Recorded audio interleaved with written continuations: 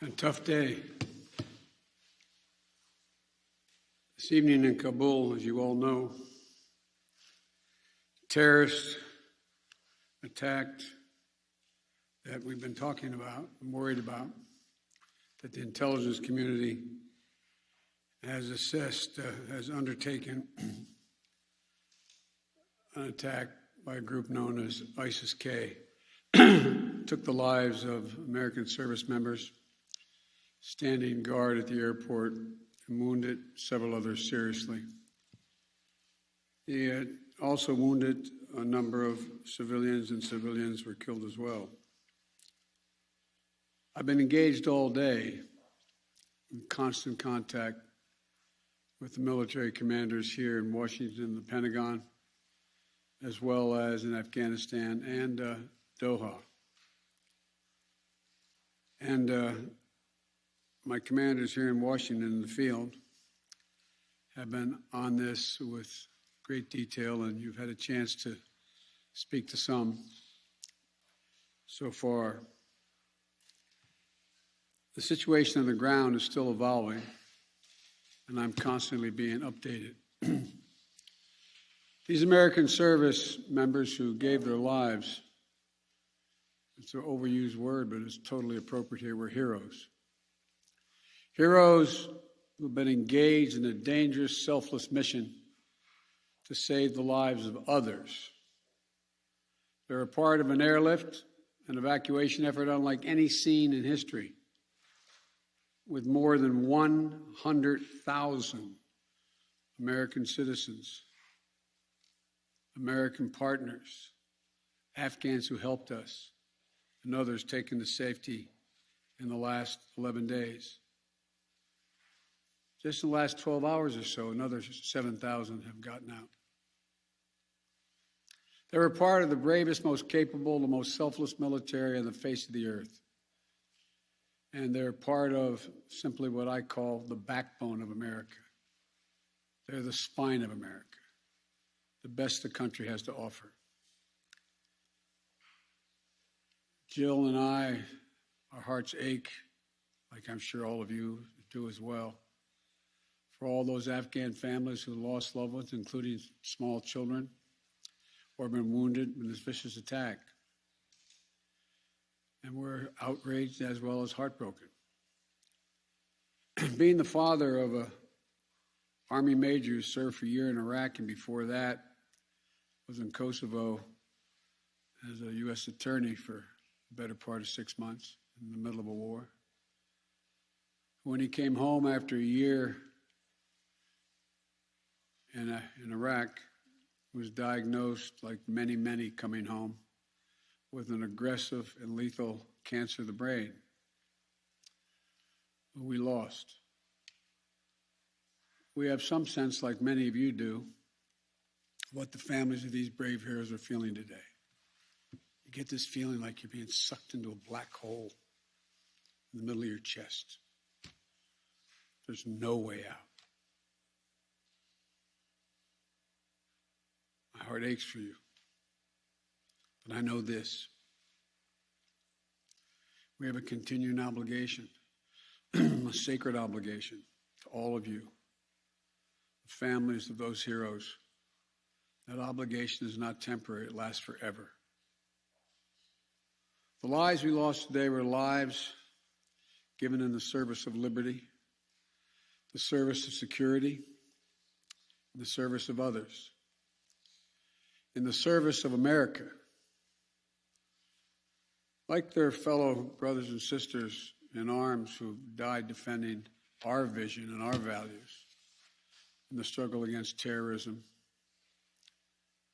Of the fall on this day, they're part of a great and noble company of American heroes. To those who carried out this attack, as well as anyone who wishes America harm, know this: we will not forgive. We will not forget.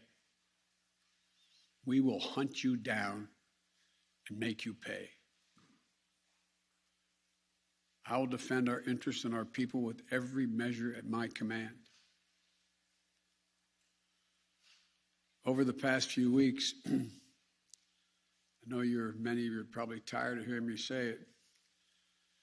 We've been made aware by our intelligence community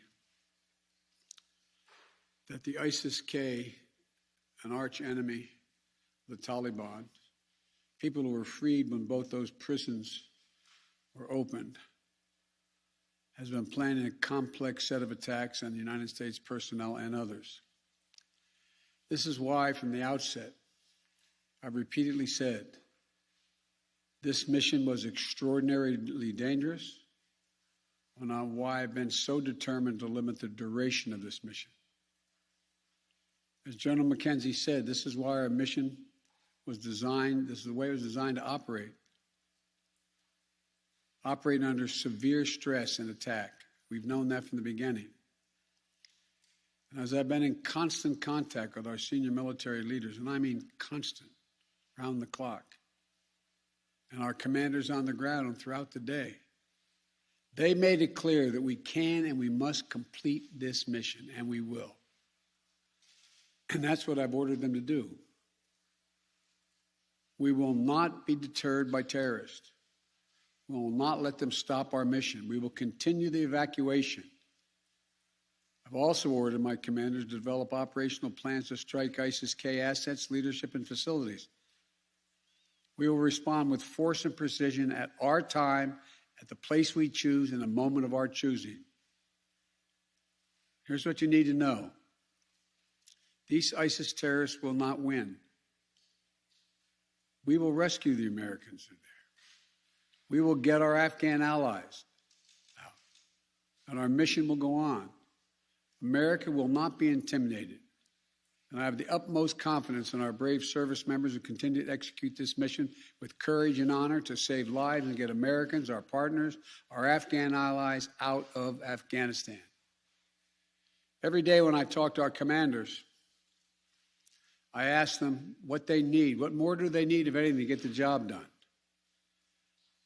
As they will tell you, I granted every request. I reiterated to them today on 3 occasions that they should take the maximum steps necessary to protect our forces on the ground in Kabul. And I also want to thank the Secretary of Defense and the military leadership of the Pentagon and all the commanders in the field. There has been complete unanimity from every commander on the objectives of this mission and the best way to achieve those objectives. Those who have served through the ages have drawn inspiration from the book of Isaiah, when the Lord says, "Whom shall I send? Who shall go for us?" The American military has been answering for a long time. "Here I am, Lord, send me. Here I am, send me." Each one of these women and men of our armed forces are the heirs of that tradition of sacrifice, of volunteering to go in harm's way, to risk everything, not for glory, not for profit, but to defend what we love and the people we love.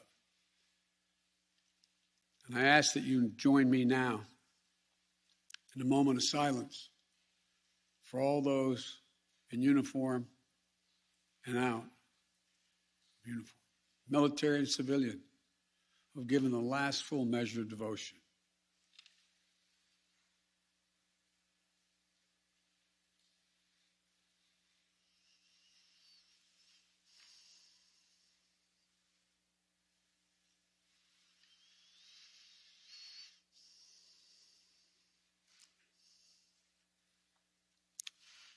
Thank you. May God bless you all, and may God protect the troops and all those standing watch for America. We have so much to do. It's within our capacity to do it. We just have to remain steadfast. Steadfast. We will complete our mission, and we will continue after our troops have withdrawn to find means by which we can find any American who wishes to get out of Afghanistan.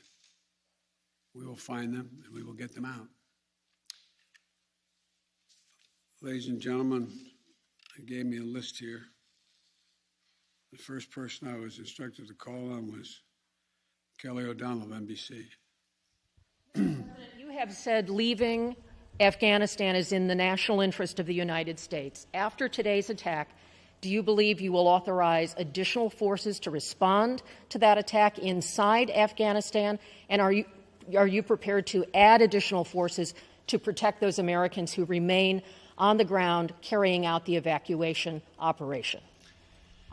I've instructed the military, whatever they need, if they need additional force, I will grant it.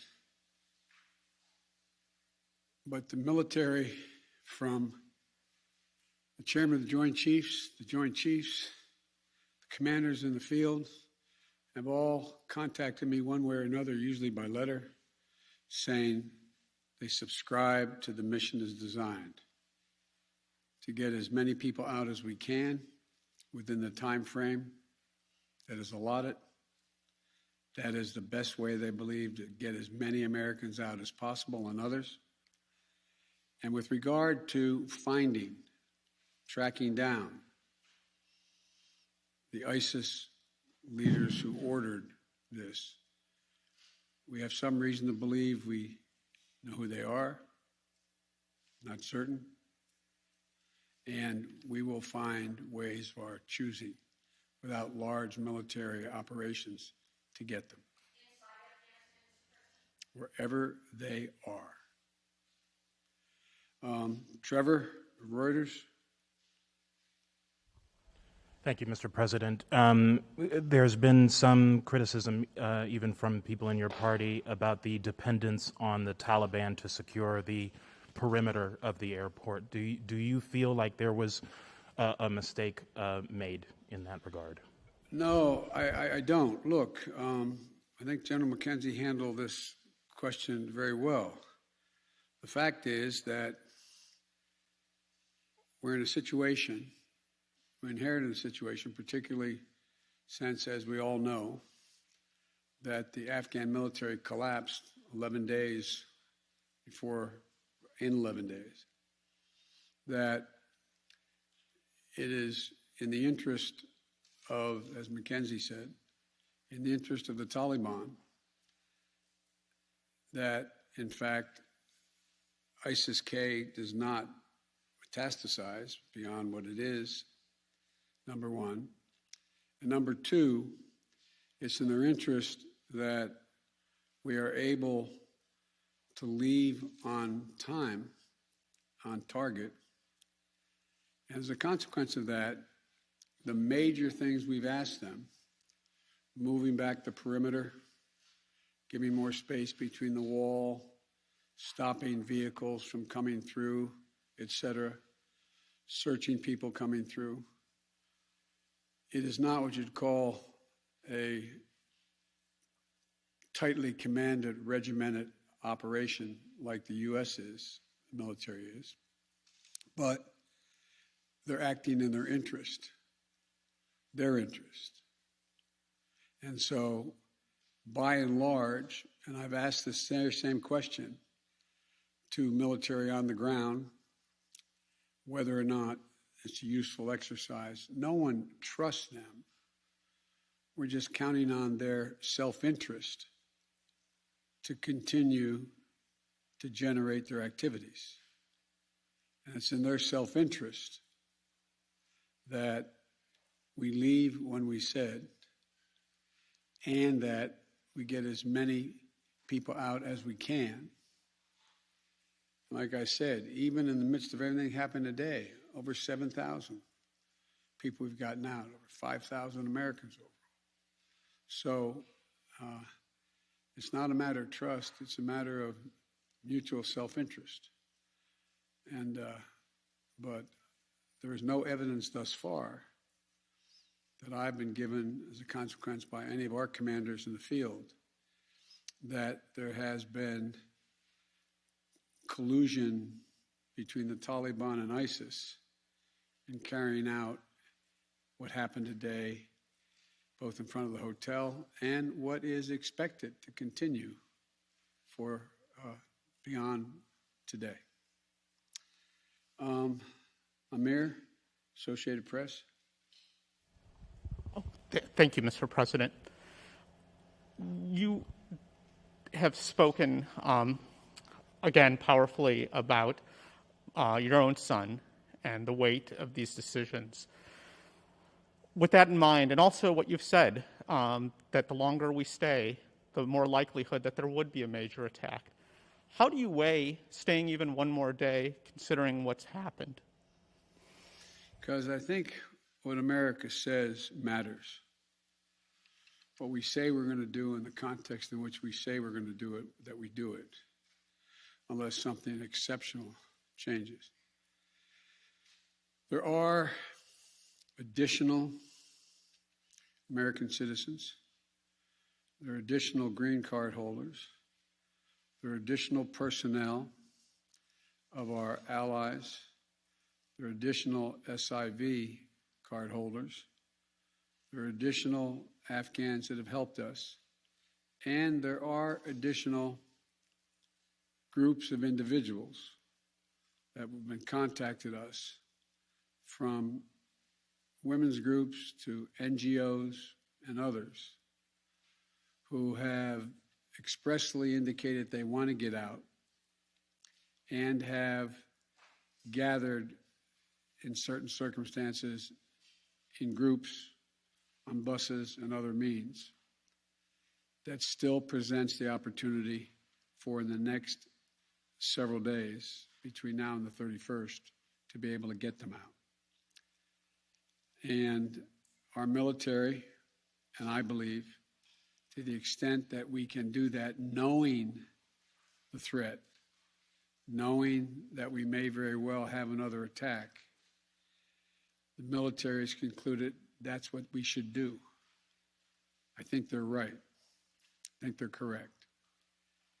And after that, we're going to be in a circumstance where there will be, I believe, numerous opportunities to continue to provide access for additional persons to get out of Afghanistan, either through means that we provide and or are provided through in cooperation with the Taliban. They're not good guys, the Taliban. I'm not suggesting that at all. But they have keen interest. As many of you have been reporting, they very much would like to figure out how to keep the airport open. They don't have the capacity to do it. They very much are trying to figure out whether or not they can maintain what is the portion of an economy that has become not robust, but fundamentally different than it had been.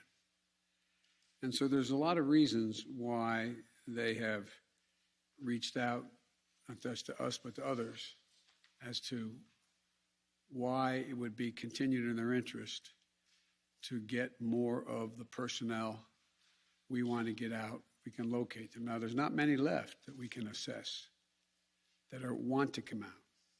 There's some Americans we've identified, we've contacted the vast majority of them, not all of them, who don't want to leave because they're dual nationals, they have extended families, etc. And there's others who are looking for the time. So that's why we continue. I'll take a few more questions, but you, sir. I wanted to ask you, okay. You say that what America says matters.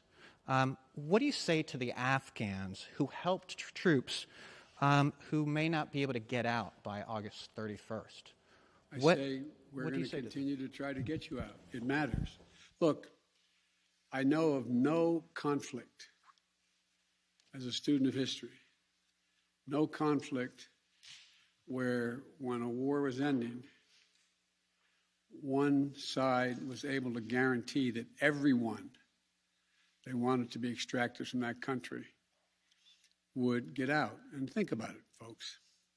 I think it's important. I know the American people get this in their gut. There are, I would argue, millions of Afghani citizens who are not Taliban, who did not actively cooperate with us as SIVs, who, if given a chance, they'd be on board a plane tomorrow. It sounds ridiculous, but the vast majority of people in communities like that want to come to America, given a choice. So getting every single person out can't be guaranteed by anybody, because there's a determination all who wants to get out as well. At any rate, it's a process. I was really pointing to you, but you, sir. Thank you, Mr. President. There are reports that U.S. officials provided the Taliban with names of Americans and Afghan officials to evacuate. Were you aware of that? Did that happen? And then, sir, did you personally reject a recommendation to hold or to recapture Bagram Air Force Base? Here's what I've done. Let's answer the last question first. On the tactical questions of how to conduct an evacuation or a war, I gather up all the major military personnel that are in Afghanistan, the commanders, as well as the Pentagon. And I ask for their best military judgment. What would be the most efficient way to accomplish the mission? They concluded, the military, that Bagram was not much value added, that it was much wiser to focus on Kabul. And so I followed that recommendation. With regard to, there are certain circumstances where we've gotten information, and quite frankly, sometimes from some of you, saying you know of such and such a group of people are trying to get out, they're on a bus, they're moving, from other people. And this is their location. And there have been occasions when our military has contacted their military counterparts in the Taliban and said, this, for example, this bus is coming through with X number of people on it, made up of the following group of people. We want you to let that bus or that group through. So yes, there have been occasions like that. And to the best of my knowledge, in those cases, the bulk of that has occurred, they've been let through. But I can't tell you with any certitude that there's actually been a list of names. I know there may have been, but I know of no circumstance. It doesn't mean it didn't exist. That here's the names of 12 people, they're coming, let them through. It could very well have happened. I'll take one more question. Wait. Let me take the one question from the most interesting guy that I know in the press. That's you. Mr. President, there had not been a U.S. service member killed in combat in Afghanistan since February of 2020. You set a deadline, you pulled troops out, you sent troops back in, and now 12 Marines are dead. You said the buck stops with you. Do you bear any responsibility for the way that things have unfolded in the last 2 weeks? I bear responsibility for fundamentally all that's happened of late. But here's the deal. You know, I wish you'd one day say these things. You know as well as I do that the former president made a deal with the Taliban that he would get all American forces out of Afghanistan by May 1. In return, the commitment was made, and that was a year before. In return, he was given a commitment that the Taliban would continue to attack others, but would not attack any American forces. Remember that? I'm being serious. No, I'm asking you a question. Because before... No, wait a minute. I'm asking you a question. Is that accurate, to the best of your knowledge? What? Do you think that people have an issue with pulling out of Afghanistan or just the way that things have happened? I think they have an issue that people are likely to get hurt. Some, as we've seen, have gotten killed, and that it is messy. The reason why, whether my friend will acknowledge it always reported it. The reason why there were no attacks on Americans, as you said, from the date until I came into office, was because the commitment was made by President Trump, I will be out by May 1st. In the meantime, you agree not to attack any Americans. That was the deal. That's why no American was attacked. A few days ago, you said you squarely stand by your decision to pull out. Yes, I do, because look at it this way, folks, and I have another meeting for real. But imagine where we'd be if I had indicated on May the 1st I was not going to renegotiate an evacuation date. We were going to stay there. I'd have only one alternative: pour thousands of more troops back into Afghanistan to fight a war that we had already won relative to why the reason we went in the first place. I have never been of the view that we should be sacrificing American lives to try to establish a democratic government in Afghanistan, a country that has never once in its entire history been a united country and is made up, I don't mean this in a derogatory, made up of different tribes who have never, ever, ever gotten along with one another. And so, as I said before, and this is the last comment I'll make, we'll have more chance to talk about this, unfortunately, beyond, because we're not out yet. If Osama bin Laden, as well as al-Qaeda, had chosen to launch an attack when they left Saudi Arabia out of Yemen, would we have ever gone to Afghanistan? Even though the Taliban completely controlled Afghanistan at the time, would we have ever gone? I know it's not fair to ask you questions, it's rhetorical, but raise your hand if you think we should have gone and given up thousands of lives and tens of thousands of wounded. Our interest in going was to prevent al-Qaeda from reemerging, first to get bin Laden, wipe out al-Qaeda in Afghanistan, prevent that from happening again. As I've said 100 times, terrorism is metastasized around the world. We have greater threats coming out of other countries, a heck of a lot closer to the United States. We don't have military encampments there. We don't keep people there. We have over-the-horizon capability to keep them from going after us. Ladies and gentlemen, it was time to end a 20-year war. Thank you so much.